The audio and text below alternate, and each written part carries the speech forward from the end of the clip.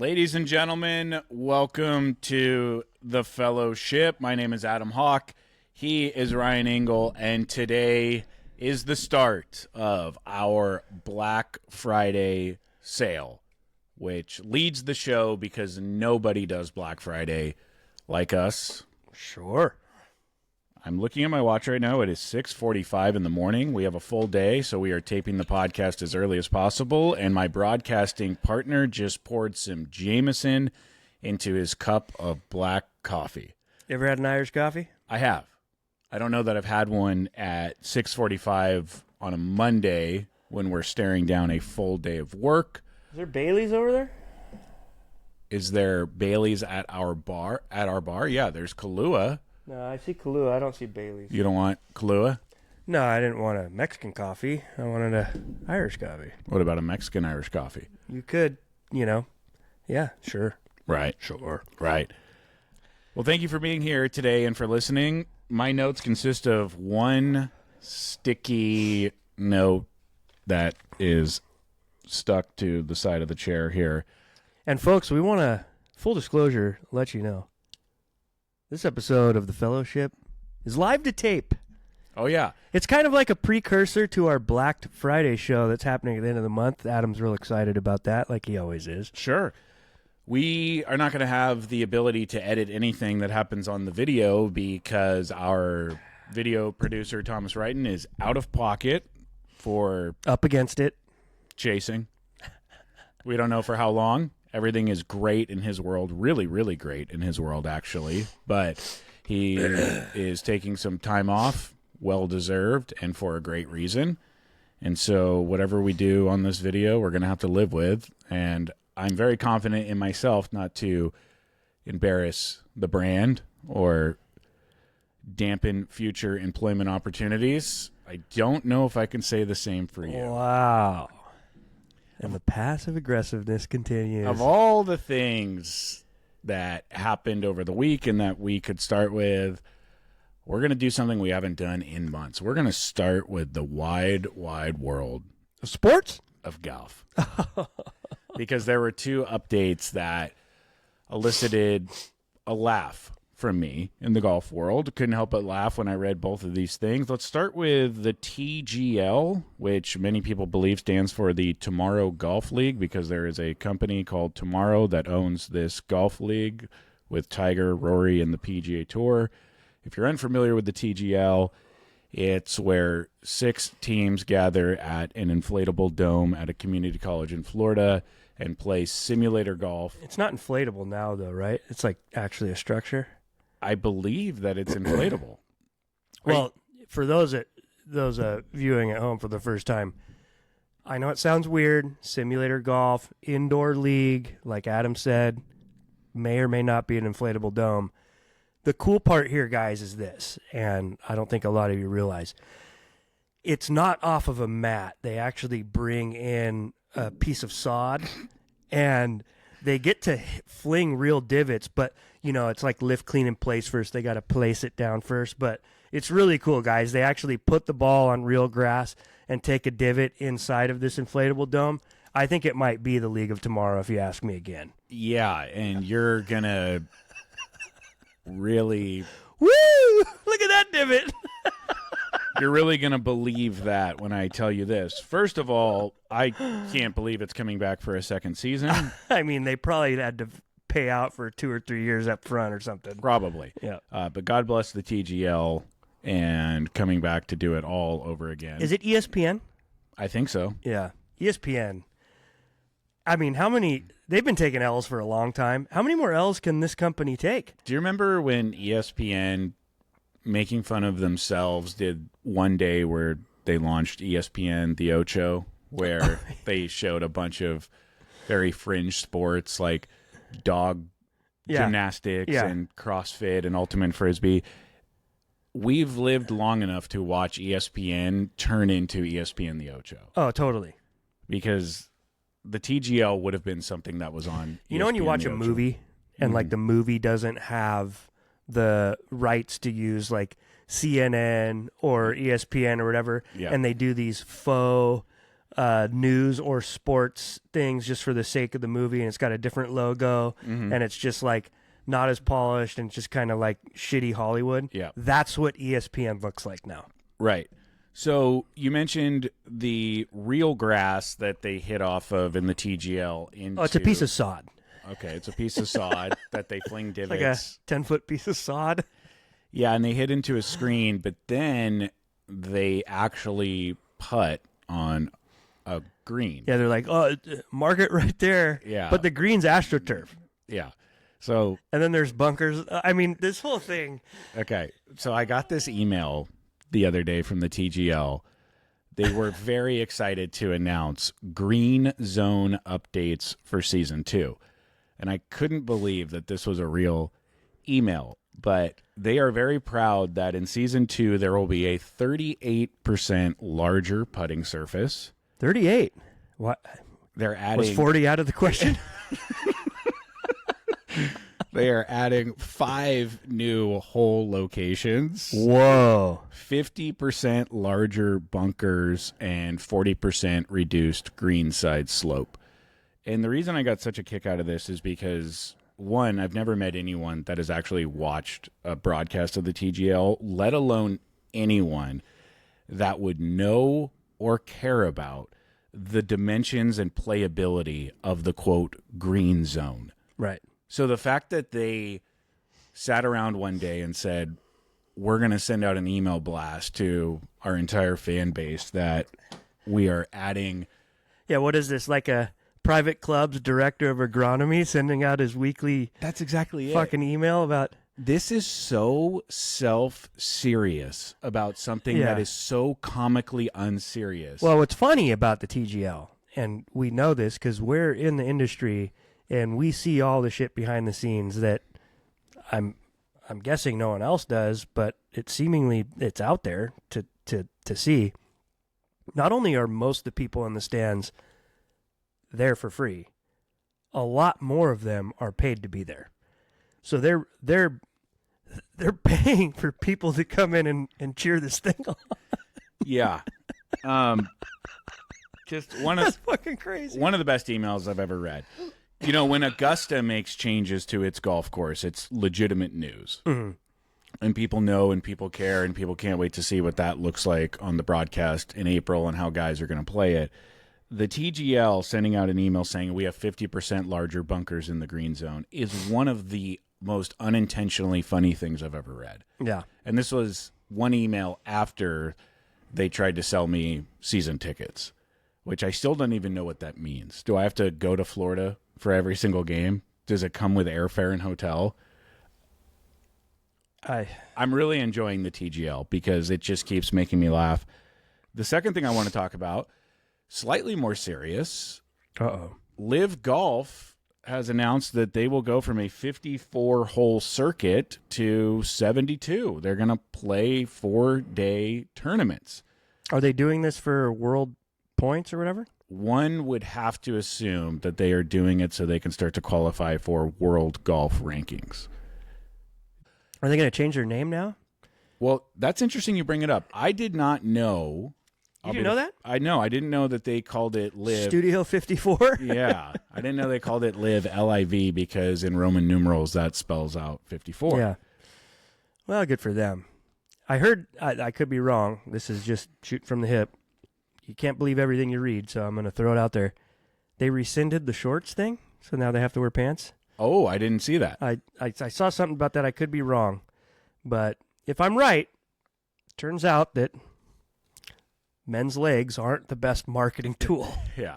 And who would have thought that? Right. You know, all you guys in the comments of all these Zaire golf pages and all this shit, just like, let them wear what they want. And, oh, why do they have to wear pants or wear shorts? It's like, bro, what is the ugliest thing on earth?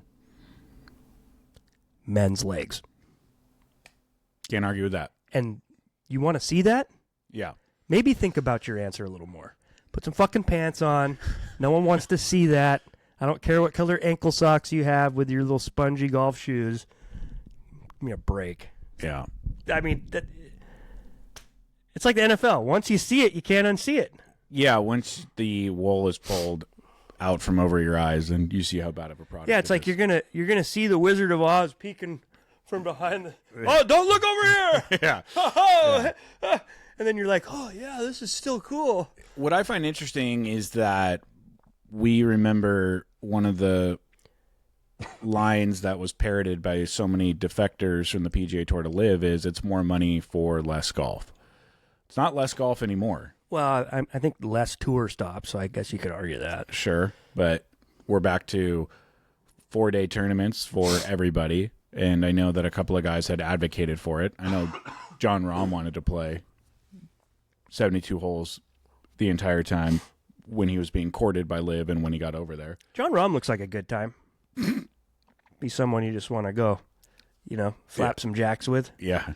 You know what I mean? Breeze, yeah, he just looks like he's a guy's guy. Sure. Any thoughts on Liv going to 72 holes? Will this make you want to watch more? What's it on? Did they sign with a network?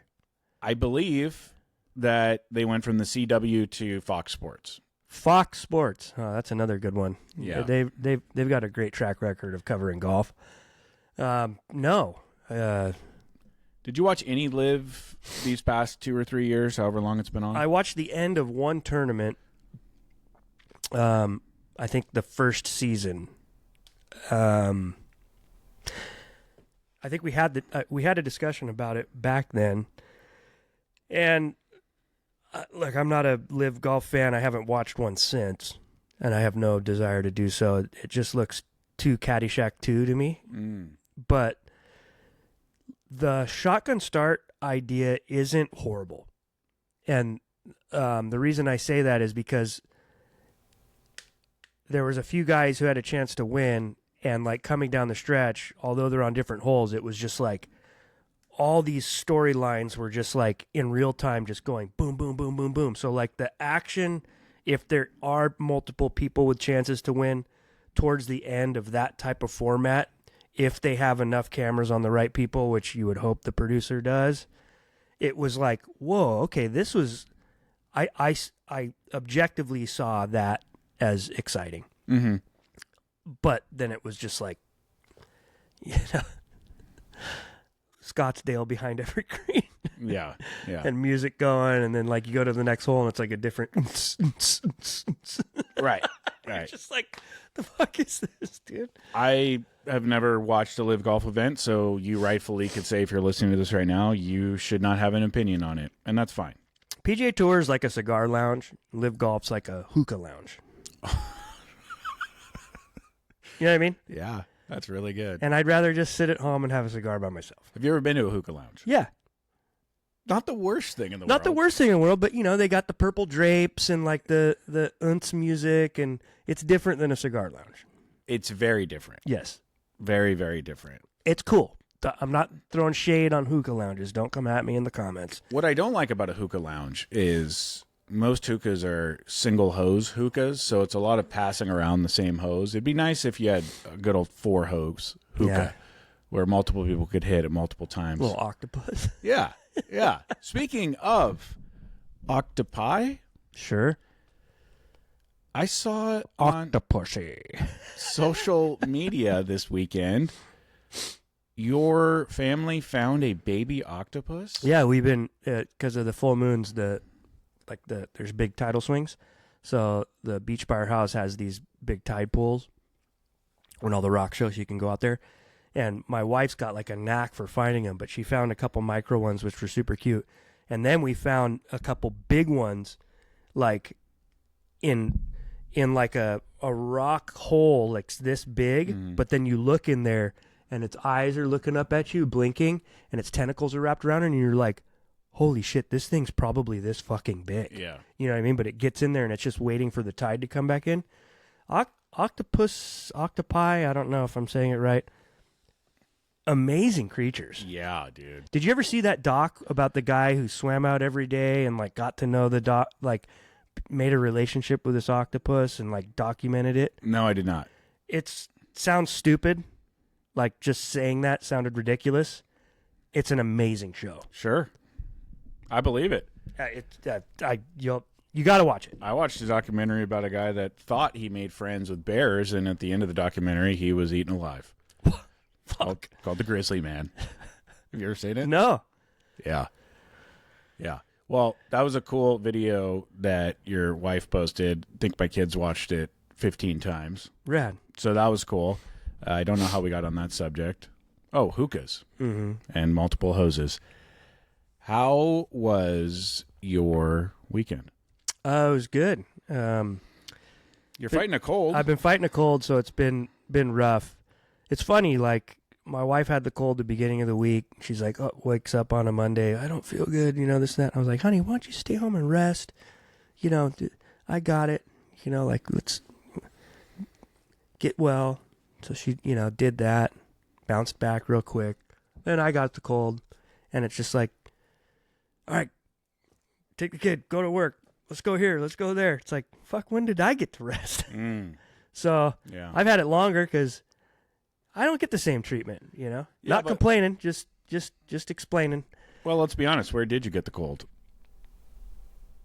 From her. I thought you got it out in the desert when you made a little midweek jaunt out to Indian Wells No, I Country had it Club. going out there. Oh, you had it going out there. Yeah. Yeah. And that wasn't going to stop me. You did go to the desert on Wednesday? Yep. First time in peak season. How's it look out at Indian Wells Country Club? It's actually incredible.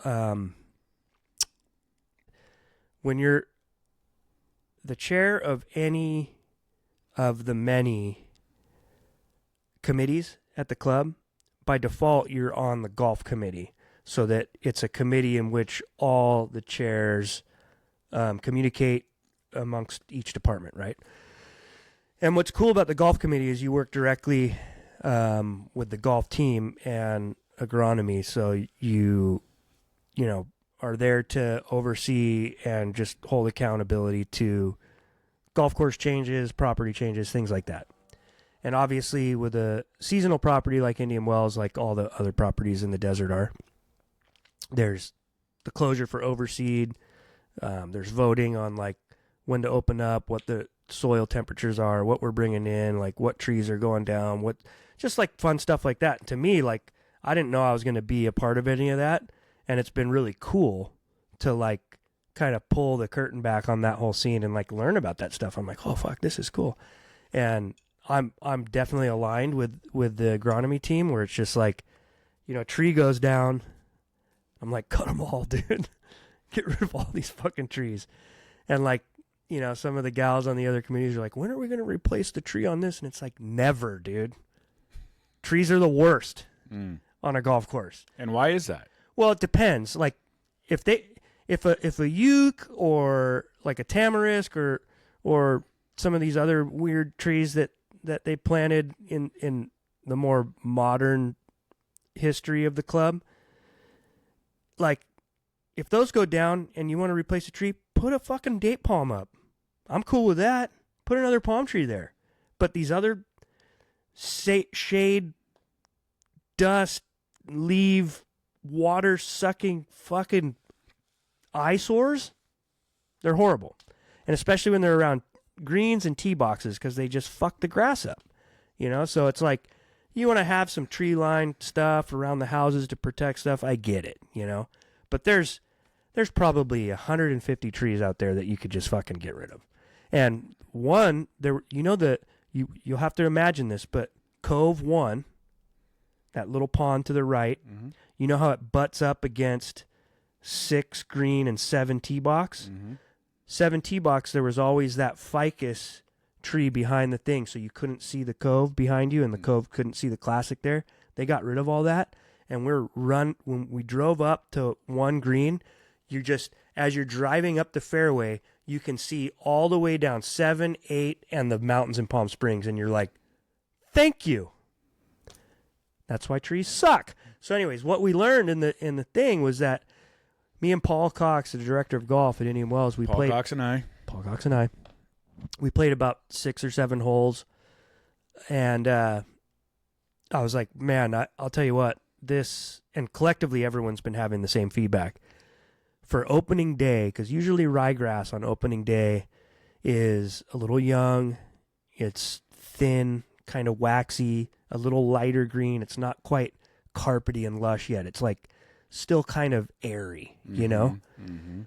And this stuff was already like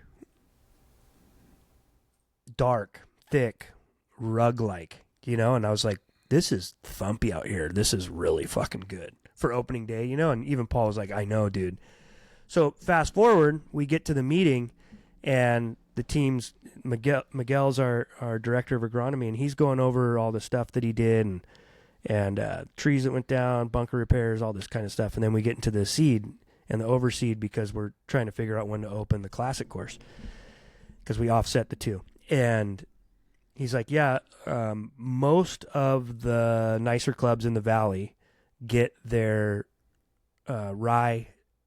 perennial rye seed from the same company, and all ryegrass comes from the Pacific Northwest. That's like where it naturally is, and that's where all the farms are for it.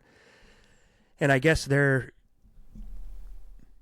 science has gotten elevated to a point where now they're doing like blends with the rye, and there's different ones for different things, and they're forecasting in like how the temperatures were in the summer and comparing to last season in the fall and so anyways, it's like a tri blend, and each part has like a temperature gauge of where it flourishes, and then the others take over. And obviously the last one has the highest heat tolerance, and it has the longest germination. And so by laying those over the tilled up dormant Bermuda, it's like goes in stages, and just like, so you get the best of the best up front. And long story short, you're not going to get like, oh, this is still young, give it time. It's like, boom, this one's going, and then boom, this one's going. I'm looking forward. I've never seen it that good on opening day. I have a feeling, because they always wait for the classic course last, I have a feeling this is going to be one hell of a season in the desert. They had a mild summer, and they've already got cool temperatures now in the soil at night. It's going to be flush out there. Like, man, I love how passionate you are. No, I'm just saying, like, there's nothing like rye overseed, and being out there in a sweater, 69 degrees, not a cloud in the sky, and just hucking toupees. You could probably bring one home and tape it to the back of your head, Hawk. Would it surprise you to learn that I didn't understand anything you talked about for the last 5 minutes? It's because you don't care to know. You're just climbing out of the high side of bunkers and parking the cart in front of the maintenance department. I've gotten so much better at those things. Maybe. No, I have. Maybe. I have. We'll see. Yeah. Well, we will. Yeah, we will. We will. We'll see. We will. I'm playing golf for the first time since July, this Friday, at Penmar Golf Course. Where's that? It is on the border of West Los Angeles and Santa Monica, right next to the Santa Monica airport. It is famous because Harrison Ford once dumped his small little plane on the 8th tee box. Yeah. Do you need to take a break to go spit? No, I need more coffee, though. You need more coffee. Yeah. And since we can't edit this video, what do you want me to do here? Spin the yarn, buddy. Spin the yarn. Okay. Well, is that coffee still hot? Yeah, you want some? Nah. I had a Celsius at 4:30 in the morning on an empty stomach. Celsius? Why? I'm fighting it. Why? Why do you drink that shit? I don't know. Just drink coffee. Well, I didn't have any made this morning. Put your little fucking K-Pod and the Demon Hunters in there. I was hustling to get out the door. Sure. Any other highlights from your weekend or week? God, the week just went by like a blur. It was ultimately just knowing that the season out there has started and getting to go and dip my toes in the rye on Wednesday was just beyond encouraging and exciting, and can't wait to get out there. And I'm hoping that you might actually make some trips out there this winter. I am hoping. It'd be interesting to see. I'm hoping for that as well. I want to check something in real time as it is 7:11 in the morning. We launched Black Friday this morning. Already 5 orders. At 7 in the morning. Okay. We announced it an hour ago, and we haven't even sent out an email or a text. We just put it on Instagram. So people are flocking into the sale, which is just a couple of hours old. We have stuff that's marked 51% off. Not everything, but there are some items that are 51% off. A lot of good deals on the website, nationgolf.com. You don't need a code. We took the liberty of slashing all the prices, so just throw it in the cart, stock up, buy for some people on your holiday list, and get that checked off. That's the other thing before we get into my weekend. I'm seeing Christmas stuff everywhere. Love it. I'm in. Cool. Good for you. We got Christmas music at home on dinner last night. Love it. Yeah. I don't love it, but mainly for the reason of it's kind of like your boss reminding you every single day that you have a massive project coming up. Because Christmas is a massive project. Well, it is for you because you wait till like 5 days before to like go rip around town and call me from the mall like, what should I get her? Yeah. And I Nice swear every year I'm going to be different. I swear I'm going to get it done early. Stupid idiot. But that's why everyone should go to nationgolf.com and get it done early. Oh, sure. Just be done with it. Sure. Right? Sure. All right. Get your wife a tour visor. They love those. Well, shop for your dad or your brother. Sure. Jeez, but your man. wife, too. Yeah. Girls wear it. They love it. My weekend. Well, I'm not done with mine yet. Okay. Go ahead. What else did we do? Yeah. Let's see. Think out loud. Great podcasting. We're at the beach yesterday, and No way. it was insane. It was like local summer, just nice and quiet, beautiful, lots of kids. You love to see it. Okay, that was worth it. Yeah. What else? No, actually, 2 weekends in a row, and we finished it up on Saturday. But I've been, you love a good garage redo overhaul, and our garage was starting to look like Storage Wars, Yep. Yep, I was just waiting for freaking Yup to come and start bidding on my shit. It's like when our garage was so bad that like you'd open it and like if a car would be driving by, they'd slow down and rubberneck just to see like, is that a garage sale? It's like, no, it's just an actual fucking yard sale in here, you know? No pun intended. But anyways, been building out all these garage cabinets and finally got them all finished. So felt good to finish the job. That's very nice. So that's all done? All done. We just got to start organizing and putting the shit away. But I have faith that, the only things out will be the golf cart and the Bowflex. Oh. I'm going to start.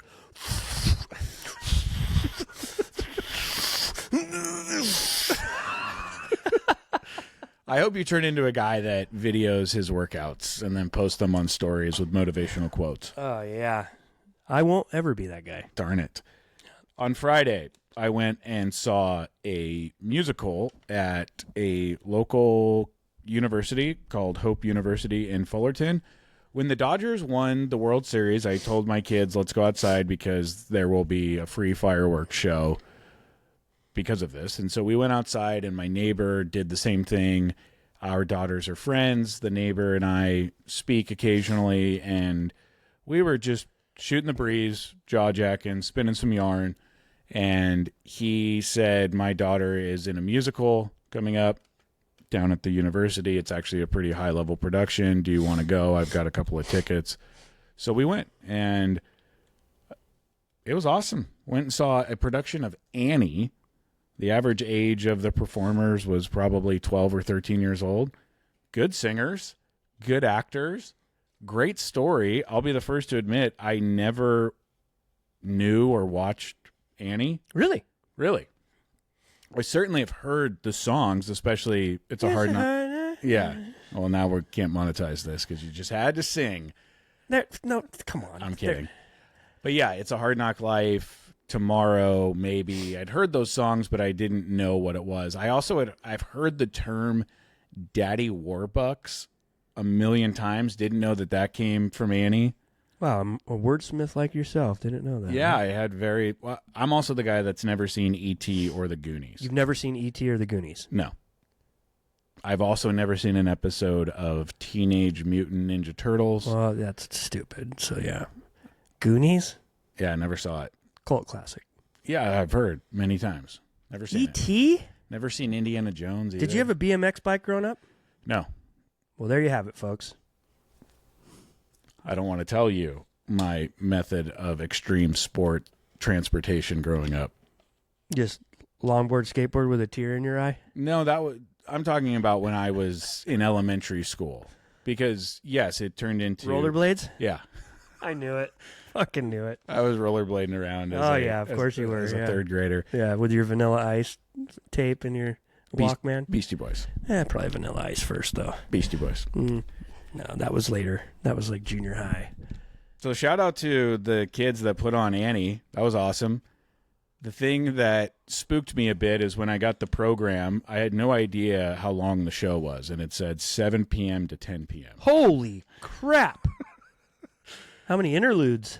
Intermissions? Yeah. Ladies and gentlemen, time for interludes. One.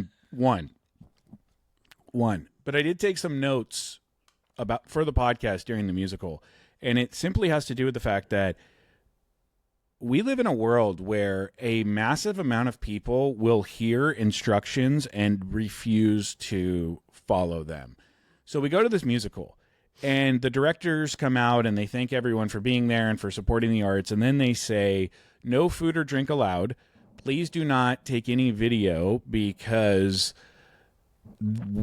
it's illegal. They're children. And it's under copyright. Yeah, so don't take any video. Don't bring water bottles in here and crinkle them. It's very distracting for the actors. And silence your cell phones. And no one did any of that. There were parents filming the entire time, so they were lighting up the audience instead of drawing attention to the spotlight. People brought in their vacuum-sealed water bottles. You know how everyone carries around giant canteens now? And there's no cup holders in theater seats because you're not supposed to have food or drink there. And it's tilted down so the people sitting behind people actually have a view. It's amphitheater style. Why do people need water so much now? We've talked about this before. Everyone's What is the deal? Yeah, I don't know. And why? We used to... When I was growing up, I would go weeks without having a glass of water. Yeah. Now all of a sudden people have to have 4 gallons on them all the time? Everyone is a bodybuilder now. Can't leave the house without a gallon of fucking water? What is this world coming to? So... have you ever dropped a vacuum sealed canteen? It's the loudest noise in the entire world. It's a bomb. Yeah. It's a grenade. So one by one for 3 hours, these canteens would hit the hard floor of a theater, and then they would roll down to the stage. Oh my God. Get me out of here. That's where I like, God help me. But my patience for that kind of stuff. Yeah. And I was really enjoying the show, but the audience kept taking me out of it. So then we go out to intermission. And they ring the bell, which means get back to your seats. I guess people don't care to listen to instructions or follow the rules. So we go back to our seats. The second act starts. And for 5 to 10 minutes into the second act, people are filing back into the theater. It was so disrespectful. And I just wrote in my phone, people do not follow instructions. They can't. They won't. And we have to consistently legislate and bubble wrap this world for the lowest common denominator. And I'm of the firm belief that we all probably could safely drive 80 miles per hour on the highway, but the reason the speed limit is 60 is because there's 1 or 2 people that can't. And so you have to legislate for the lowest common denominator. A director has to get up before a performance and say, please silence your cell phones, don't bring water in here, don't eat, and get back for intermission. And no one listens. It's ridiculous. Yeah. Here's my message to those listening to this podcast right now. Do a better job of heeding the warnings, advice, and rules of people that are giving them to you. They're not just talking to talk. Right. They're trying to protect the kids who worked really hard on a musical, and I guess the adults just didn't care enough. But this applies to all areas of life. Yeah, it's crazy. The world has changed so much. We were at the beach yesterday talking, and my buddy's wife we were talking. She was like, "How was Hawaii?" And oh, it was awesome and stuff. She's like, "Yeah, I just love going there. I have so many fond memories." And we were talking about how Hawaiian Airlines they got purchased by Alaska. I thought they were going to both like live together, but I guess Alaska's just gobbling them up and getting rid of it and taking over, and it's going to be all Alaska now or whatever. And we're like, well, that's sad. And she's like, Yeah, I have so many fond memories of Hawaiian Airlines. My friend's mom growing up was a stewardess, and this is like early 90s, and we would go to Hawaii over Christmas break every year, and we'd get like standby tickets. But like back then, because we were representing the airline, because they were like gift tickets, like we'd have to go sit standby, but we had to like follow a dress code, like dress nice shoes. Your dress had to be like down to your ankles, like, comb your hair, shit like that. And it's like, it was so cool because like we were young, and like junior high and stuff. And like, not only were we going to Hawaii, but we have to like get dolled up and like go to the airport.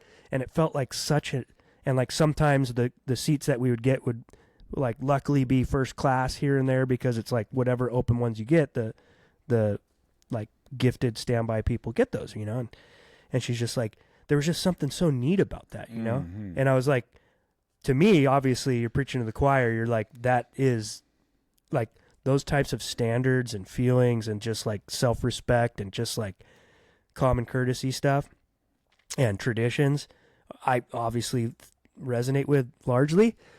But like, as she's saying that, I was like, you realize that like 99% of the population now hates everything you just said. They think they do. They say they do, and then they do it themselves. Have you ever been around somebody? But my point is, you're totally right. Point. It's just like that's why those people are not silencing their cell phones and dropping their canteens and shit. Right. It's, we live in a sweatpants on the airplane kind of world. Yeah. And then you get around someone who swears that they don't want to dress up, and then they dress up, and no one feels better than that guy. Especially when the first person they come across, like, honey, can you stop by Circle K and get some smokes? Okay, you go in there.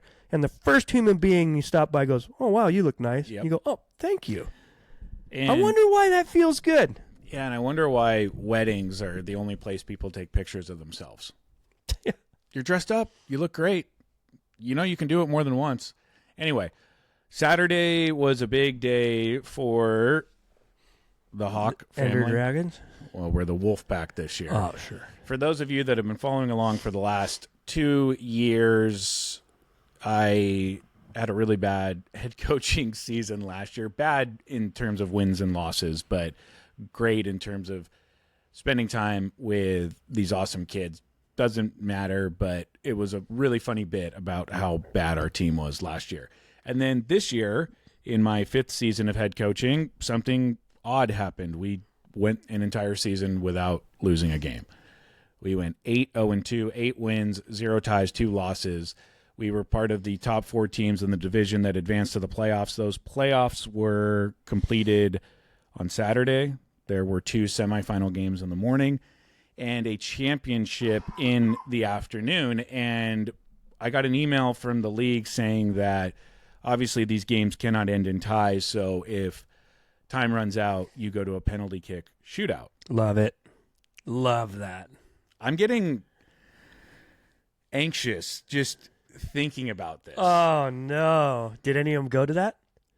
So I want to read something that I sent to my group of parents ahead of Saturday. Anxious Hawk. And back in the saddle. I'll explain why I sent this message. I should have prepared this earlier. Okay, so I wrote to them, looking forward to tomorrow's playoff game and potential championship game. As you know, if either end in a tie, it'll go to a shootout from the penalty mark. We get 5 shots, they get 5 shots. Only players that end the game in regulation on the field are eligible to be one of the 5 players who get a shot. These are tough decisions to make because I can't give everyone an opportunity, but I hope we all can respect however it plays out. Additionally, I would strongly encourage our sideline to exercise restraint in cheering if our opponent's player attempts a shot and misses the goal completely. These are tense moments for 8 and 9-year-olds, and I really want to be conscious about how we react to one-sided failure, even if we don't get the same consideration in return. Certainly, we can clap for our good fortune in that situation, but there is a big difference in us saving a goal as opposed to an opponent missing the goal entirely. Now, if that situation plays out and it means we won the game, by all means, go nuts. I certainly don't want to tell anyone how to act. This is an encouragement, not a directive. It's easy to get caught up in the moment and excitement. I do it all the time. But it's also important to remember that these are kids on both sides and to ask ourselves how we would feel watching and hearing robust cheering at the expense of our own daughters missing the goal completely. So I was trying to lay some groundwork that these are crazy, tense moments. Penalty kick shootouts and playoff and championship games. And I have seen penalty kicks in games before, not shootouts, but penalty kicks. And I've seen girls run up to the ball, flat miss it. I've seen them miss the ball. If you whiff it, does that count as a... Yes, and Okay. it's like golf. You're attempting. I've seen him get it halfway there. I've seen him miss the goal. I've seen him miss the ball. And then I've seen the natural reaction of the sideline that benefits from that going nuts, and the girl that missed it is crushed. Heartbroken, yeah. Yeah, it's so weird for 8 and 9-year-old girls to just have that moment on them, and then to watch like grown adults just like be like, oh yeah. And so I was like, let's be conscious of that. If we're stopping or saving goals in a shootout, awesome. But let's be conscious of these kids' feelings.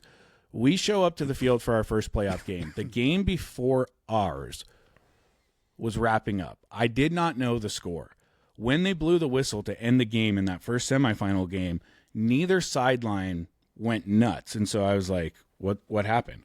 Well, it ended in a tie, and they went to a shootout. Oh, no, and you got to see one go down. Yeah, so our team is there. No. Our whole team is there waiting to get on the field to Did warm it up. spook the herd? I told them all, pay close attention. I told the goalie, watch the eyes of the players, and you can see that that'll tell you where the ball's going. I told the strikers to watch what the other strikers do to see what works. But something very, very, very sad played out, and one of the teams just got everything by one of the goalies, and the goalie in a shootout comes off of the field and stands behind the goal because it alternates between the teams, and the girl was sobbing in the middle of the game, just sobbing, and I'm 10 feet away from her, and I start cheering her on, going, that's fine, goalie, you're doing great, hang in there, you're doing fine. And it's a totally different team, totally different game that I'm not in, but I'm just like telling the parents, this is a glimpse into the potential future for us today. Anyway, that was hard to watch. I was like, I really hope none of our stuff comes down to a shootout. We played the first game, our first semifinal. We won 1-0. We advanced to the championship game. There was a 90-minute layover, so we went and got some food and came back to the field, and the girls were so tired because they played in the morning, and then they ate lunch. And what do you want to do after you play and eat lunch? You want to go to sleep, or you want to watch Dora the Explorer, whatever's cool on TV now. I don't know. Jeez. What are your kids watching these days? Super Kitties. Oh, yeah? How's that? Horrible. I'm just like, can you just watch Bluey, please? Yeah, Bluey's a great. Only show worth watching. Yeah, great show. So we're playing the championship game. We play a team called... Actually, I'm not going to say the team name. Don't need to drag other people into it. We play a team that we had played twice in the season. We beat them 1-0, and then we tied them 0-0. We've played this team for 100 minutes. A single goal separates us, and it was a goal that we scored in the first minute of the first game. So for 99-plus minutes, they've played us dead even. And they just crushed it in the shootout that we just watched. And that's the last thing I want to do is go to a shootout with them. We get out to an early 1-0 lead. Awesome. We played the first 10 minutes like we wanted it more. We played the last 15 minutes of the first half like we wanted to be anywhere but there, and they tied it up 1-1. Ooh. So now we're at halftime. And you're sweating.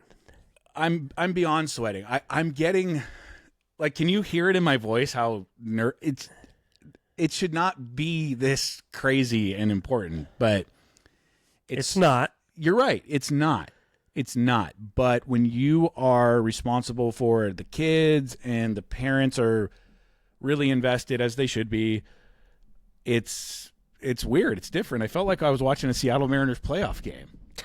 My wife later told me that she wanted to throw up during the entire game because it's that nerve-wracking. Damn. Yeah. So we play the second half, and we have our chances, they have their chances, and it ends in a tie, a 1-1 tie.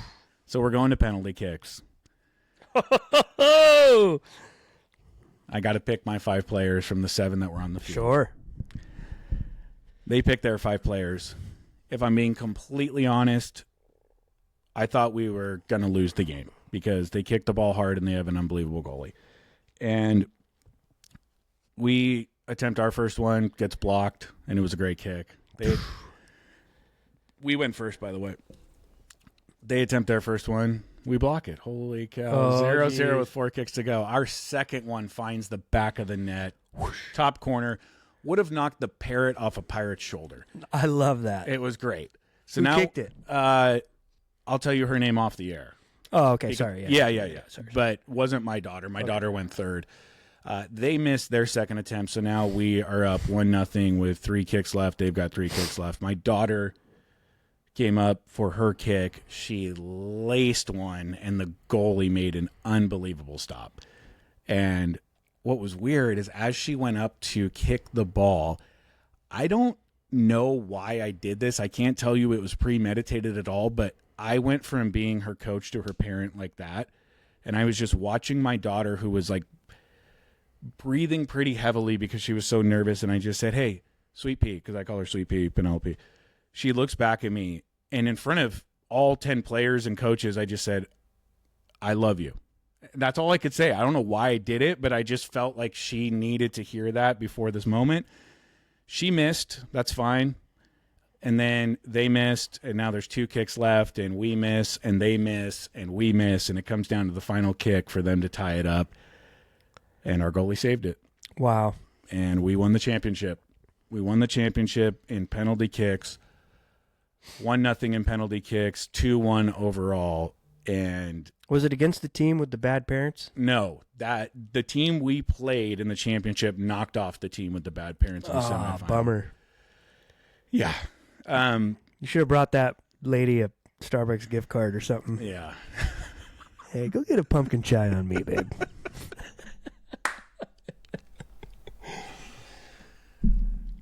I was elated for the girls. Yeah. So excited for them. They were so pumped up. They did a whole set Shakies? Where'd you take them? I'll get to that in a sec. but Jeez Louise, man. Get on to this story. I had to listen to agronomy talk for 15 minutes. Let me put a bow on this, please. The league did a very cool thing where they brought both teams out and presented finalist medals and then first place medals, and that was super cool. And before I gave the medals to my kids, because you were supposed to do that in front of everyone, I turned to the other team and their parents and I said, "You guys had such an awesome season. You guys are incredible competitors. You guys care about the right things, and we really enjoyed playing you this year, so thank you guys so much." And I heard from the other coach I played. He sent me an email thanking me for that and said, "Hey, we had one parent that wasn't sure about you as a coach. And after you said that, she came around and thought you did a really nice thing," which is a nice thing to say. But I'm also wondering, what did I do during the season? That bitch. I would never say that. I'm just kidding. I'm wondering, Just kidding. what did I do that would have made somebody on the other sideline be like, "I'm not sure about that guy"? Well, maybe it was the fact that you don't know how to coach soccer. There's that. Don't take it so personal. I'm not. You are. Do I sound like someone taking it personally? Well, you're questioning, like, what didn't you like about me? I thought I was doing a good job. Oh, I thought you meant don't take what you said personally, that I don't know how to coach soccer. No, you know that.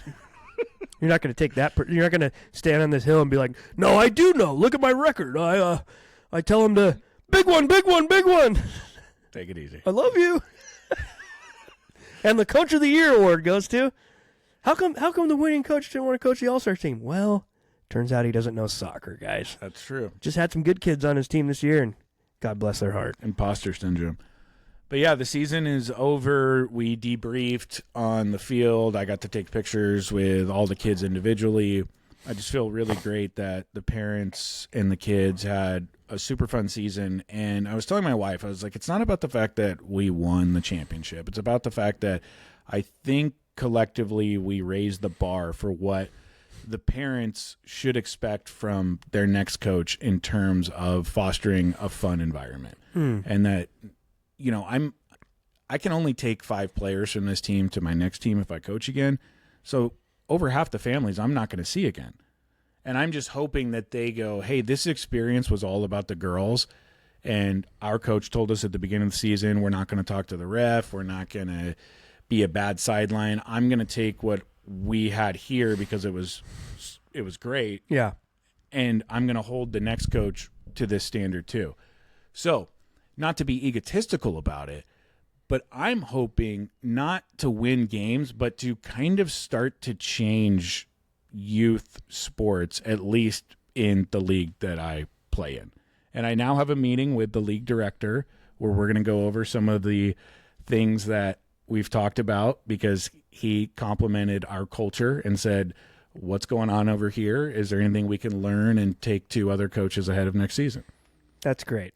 Thank you. And I can just sense so much I'm sarcasm. happy for you. I'm happy for you. Good job. Okay, so I was going to bring in, but I didn't have time, bubbles to blow some bubbles and have you just burst them one by one as a very visual sign of how badly you want to burst this bubble. So go ahead, because at the end I'm of the not day, bursting any bubbles. At the end of Great the day, job. At the end of the day, Great job. At the end of the day, we are undefeated champions. Right. And you're changing the culture of youth female soccer. So that's great. You're making the change. Love it. Woo! Are you going to coach next year? I don't know. My dad asked me the same question.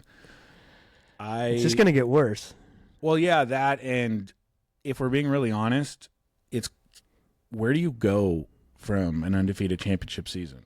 Well, I mean, yeah, that's a cute way of circling it back or pointing the mirror towards yourself. But the real question is, at what point am I exposed as not knowing how to coach soccer? Yeah. Because, like, as these girls get older and it gets more serious, you will be the boob on the sideline. Get them, girls! Yep. Go, go, go, go, go! Go where? All right. Since you're going to be yelling into the microphone, can you pull it a little bit away from your mouth? Sure. Okay, great. Because Sure. all of that wonderful facetious commentary just got clipped. What? No. I'm not taking it out. Like, it clipped. The audio clipped because you are... Edit it. I cannot repair a damaged WAV file because you're... Oh, shut the fuck up. You can leave it. Who cares, dude? No, I'm leaving it in the show. I'm not saying I'm clipping it out. I'm saying your audio is clipping. If you could see the waveforms right now, because you're the waveforms. Yeah, never mind. You guys, did you guys see the waveforms? I saw some waveforms on Sunday. What does that mean? It's down at the beach. Oh, good. Popped champagne when I got home. Was it that Seattle Mariners early curse champagne that Ryan Can't Golf sent you? Glad you brought that up. By the way, Ryan Can't Golf. Ryan can break a window.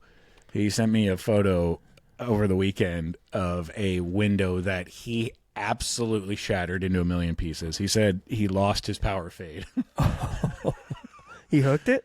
No, he lost it way right. Oh, yeah. It turned in. Yeah. It went from That's a power slice. fade. Yeah, it's called a slice. Went from a power fade to a slice. So I told my wife on the way home.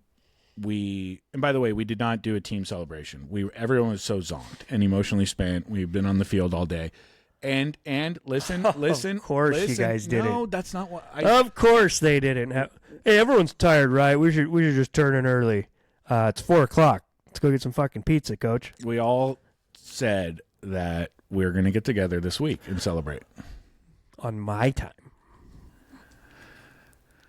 When it's good for me. Anyway. Sure. Yeah. Sure.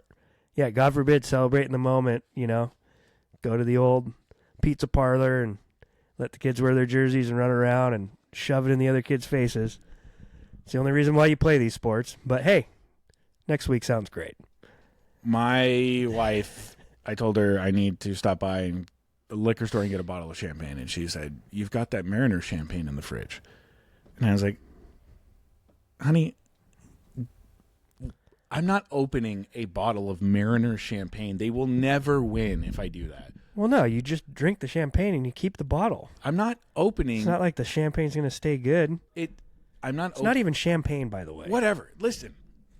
Sparkling wine. We can go spend $6 to get a bottle of Andre Brut and not mess around with Karma and Juju and you already Jinxes. messed around with the Karma. Who Yeah. It was sent to me. I didn't open it. I know. but Anyway. That's why they lost. Well, take that up with Ryan Can Break Yeah, Windows. it's both of your guys' fault. Okay. Anyway, so yeah, popped some champagne, went to bed, got up, went to church on Sunday. Did you go to church? Not this weekend. They had it's like outreach weekend or whatever. And we wanted to finish the house project, Yeah. but yeah, it was. We went the week we got back from Hawaii, and it's crazy when you miss like one, how much you realize you like appreciate it and need it. Yeah. You know what I mean? And so it's like, I woke up, I was feeling like crap, and got up early, got Palmer dressed, made breakfast, the whole 9 yards. I was letting Katie Kai sleep until like the last second, you know, and I go up there. I was like, honey, it's time to wake up. And she's just like, why are you dressed so nice? And I was like, going to church. She's like, it's not this. And I was like, frick. But so I was like, all right, we got to go somewhere. I'm dressed. So let's go somewhere and let's start the day doing something. Great. So, but anyways. Love it. Yeah, church was great. Little Bible study, straight into a service. Good deal. And then there was a men's ministry dinner that night. And my pastor, Brian Maxwell, invited me. And I said, yeah, maybe. 6 o'clock. Went home, had the house to myself after church. Took a real nice nap. Watched the A-Rod doc. Did a little bit of work. Was very comfortable. And then I saw the clock getting closer and closer to 6. And I was like, I can totally come up with a reason not to go. And everyone will understand. And then I decided, you know what? I'll just go down there. It's not far from my house. It's a minute drive. I live 5 blocks away. Went down there to the dinner, and it was one of the best 2 hours of the year. Fantastic. And I know you just experienced this, but there is nothing like getting the guys together, breaking bread, having a meal. We had tri-tip right off the grill. Beautiful. Get to know some people that you don't know, and then get into the Word and do practical application for your life. Get around a couple bonfires, hear some really encouraging messaging, and just, I told the guys afterwards, I came here not really wanting to be here. I was tired, and now I feel like I have more energy than I've had all week, because you just get fired up, you know? Totally. Yeah, so that was great. Came home, saw the family for the first time all day. Yep. Wow. Yeah, go ahead. Just send her off to do your laundry all day? Oh, my gosh. It sounds like you had a nice Sunday, though. Good for you. Look. Glad you got to fill your cup at the end of it all, you know what I Our mean? rhythms are a touch off right now because of this broken washing machine. Just go buy a fucking washing machine. It's 2025, dude. Your excuses are bullshit. Anyway, it was nice to see them, spend some time, and then went to bed and was like, holy cow, when we wake up, we've got quite a day and quite a week and quite a month and quite a season in front of us. Yeah, I'm just realizing now that whole washer debacle is quite working out in your favor, ironically. Ladies and gentlemen, thank you so much for listening to The Fellowship. We're going to cut the conversation right We're going to get to YouTube comments next week. Yeah, and by the way, do leave your comments on YouTube. Candidly, they've been slowing down ever since Ryan went to Hawaii that 1 week. So leave your comments on YouTube, and we will read them on the next episode of this very podcast. It can be about anything. It can be about Live and how we're wrong and it going to 72 holes is great. It can be about why the TGL is awesome and we're stupid for not loving it. It can be about agronomy and your favorite kind of perennial rye. It can be about whether or not this season was truly undefeated. It could be about, hey, guys, stop talking so much about church. Or, hey, guys, I love that you talk about that. It could be about anything. Leave your comments. We'll read them next week. We love you. Talk to you on Monday. It's kind of nice without the headphones, to be honest with you. Your thoughts? All righty.